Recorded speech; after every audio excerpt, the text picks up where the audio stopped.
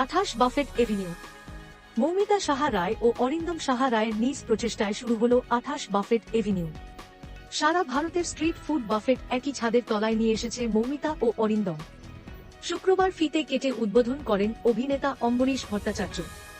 বাফেটের অন্যতম managing director Moumita জানালেন, প্রতিদিন বিভিন্ন রকমের ডিশ গ্রাহকদের পরিবেশন করা হবে।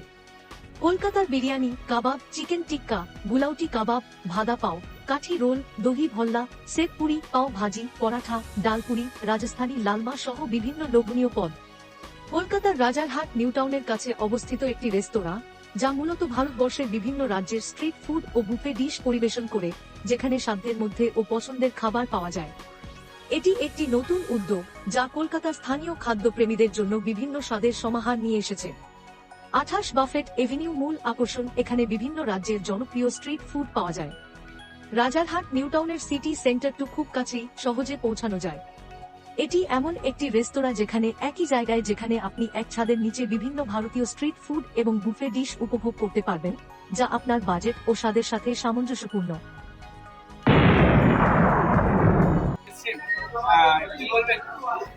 একটা জিনিস বলবো যে সেটা হচ্ছে এই কনসেপ্টটা এই কারণে ইউনিক মনে হচ্ছে আমার কাছে, যে এর আগে তো অনেক ফুড জয়েন্ট হয়েছে কলকাতা শহরে, হচ্ছে প্রত্যেকদিন, কিন্তু এই যে স্ট্রিট ফুড নিয়ে ওনারা ভেবেছেন সেটা আমার কাছে খুব ইউনিক বলে মনে হচ্ছে। এবং স্ট্রিট ফুড মানে শুধু যে কলকাতা স্ট্রিট ফুড তা না, ওনারা 28টা অঞ্চলের, সারা ভারতবর্ষ জুড়ে 28টা অঞ্চলে স্ট্রিট ফুডকে এখানে মিলিত করছেন।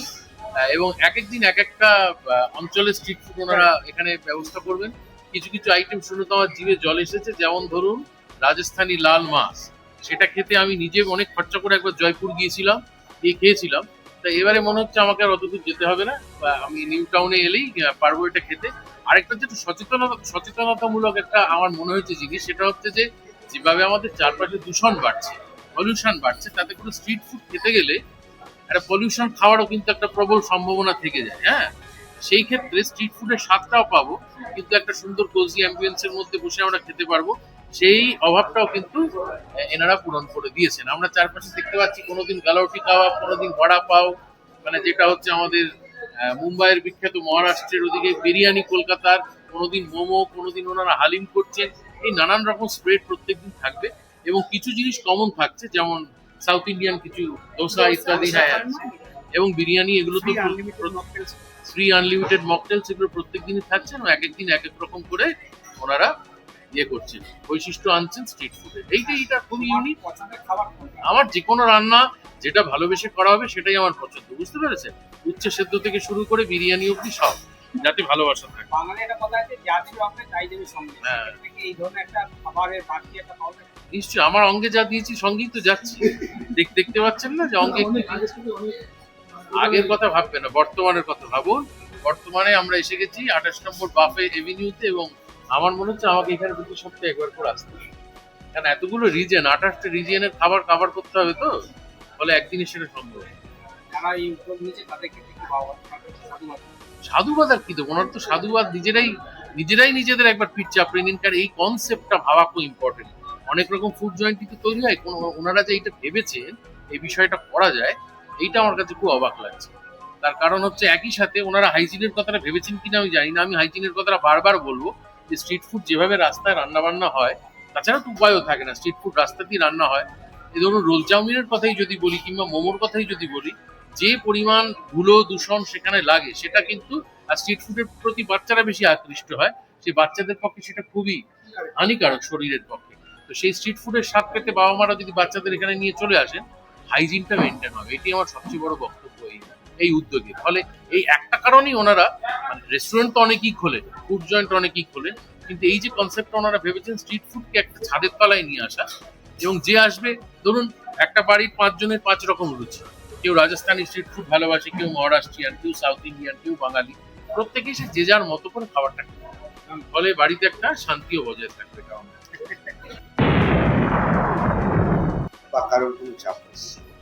না, আমরা সেরকম কিছুই ফেস করিনি। আমরা লোকালেরও সবার খুবই হেল্প পেয়েছি, এবং খুব তাড়াতাড়ি এই সেট আপটা কমপ্লিট হয়েছে, অলমোস্ট 23-24 দিনে। সেরকম কিছু ব্যাপার নেই। আগামী দিনে কি তৈরি করার ইচ্ছা আছে? আগামী দিনে এটা যদি ভালো রেসপন্স পাই আমরা সবার থেকে, আমরা মানে এরকম similar type of restaurant replicate করার চেষ্টা করব, কলকাতার অন্যান্য জায়গায়।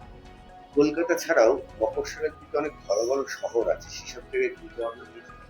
সেসব জায়গায় চিন্তা ভাবনা এই মুহূর্তে নিইনি, যেহেতু এই কনসেপ্টটা খুবই নতুন। তো আমরা দেখতে চাই যে লোক কিরকম রেসপন্স করে, মানে আমরা কিরকম কাস্টমার্স পাই, যেরকম ভেবে আমরা এগিয়েছি লোকেও আমাদের একইভাবে আপন করে নেয় কিনা। যদি সেরকম সব ঠিক থাকে, আমরা যে কোনো জায়গাতে এই মডেলটা রেপ্লিকেট করার চেষ্টা করি। এই যে ফুডের উপরে বিভিন্নভাবে সরকারি প্রেশার আসে, আপনারা ফুড চেক আপ করাবেন তো? হ্যাঁ, আমাদের সমস্ত ফুড অ্যাপ্লিকেশন অলরেডি করা হয়ে গেছে, ফুড টেস্টিংও হয়ে গেছে, ওয়াটার টেস্টিংও হয়ে গেছে, সব পদ্ধতি মেনেই সব কিছু হচ্ছে। আপনার নাম বলতে? হ্যাঁ, আপনার নাম আচ্ছা, আমার নাম হলো অরিন্দম, আপনি এখানকার? আমি এখানকার ওনার।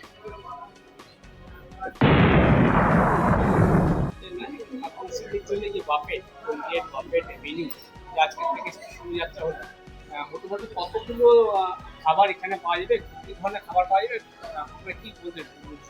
আচ্ছা, আমাদের স্টার্টার থাকছে 8 রকমের। তার মধ্যে একটা ভেজিটেরিয়ান স্টার্টার, একটা চাট, একটা মাটন স্টার্টার এবং বাকি হচ্ছে চিকেন স্টার্টার।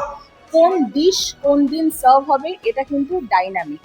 তবে আমরা ভারতবর্ষের ইস্ট ওয়েস্ট নর্থ সাউথ এই কনসেপ্টটা মাথায় রেখেই গোটা মেনুটা সাজিয়েছি। মানে লাইভ কাউন্টারে যেরকম ধোসা থাকছে সেরকম স্টার্টারেতে মোমোও থাকবে, চিকেন বার্গারও কোনোদিন থাকবে, রাজস্থানি লাল মাছও থাকবে। স্টার্টারে না, ওটা মেন কোর্সে থাকবে।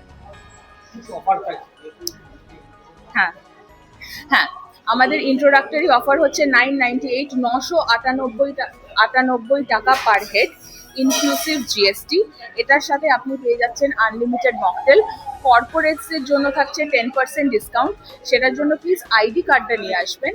আর আপনারা যদি 5 জনের গ্রুপে আসেন বাফে অ্যাভিনিউতে, তাহলে আপনাদেরকে জাস্ট 4 জনের পে করতে হবে, মানে ইট 5 পে ফর 4।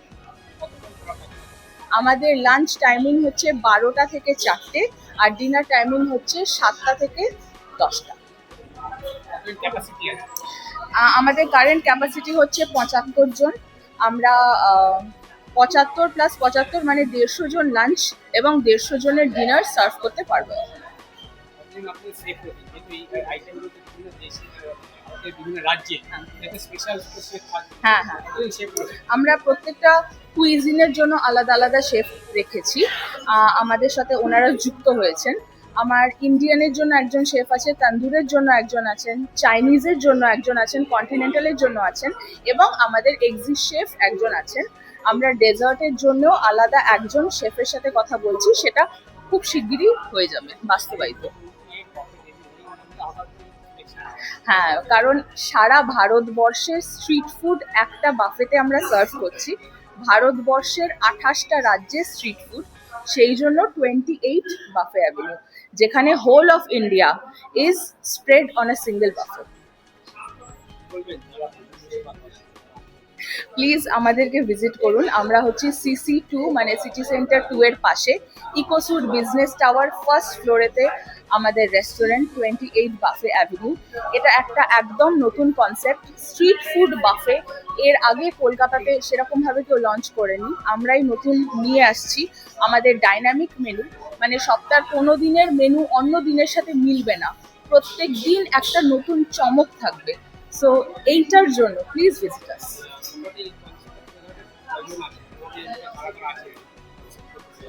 তুলে ধরার জন্য এই নামকরণটা কোথা থেকে চিন্তা ভাবনা? আমি আর আমার হাজবেন্ড অনেক দিন ধরেই রেস্টুরেন্টের কথা ভাবছিলাম। তারপরে আমরা যখন ঠিক করলাম যে বাফে রেস্টুরেন্ট খুলবো, তখন আমরা আইডেন্টিফাই করেছিলাম যে বাফে মার্কেটে গ্যাপসগুলো কি আছে।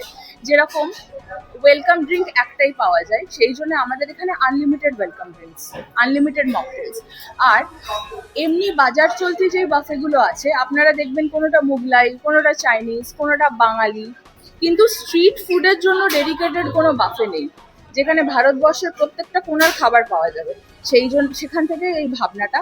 আর যেহেতু সারা ভারতবর্ষে স্ট্রিট ফুড কেটার করছি, সেই জন্যই 28 বাফে অ্যাভিনিউ। আপনার নাম? আমি মৌমিতা, অরিন্দম।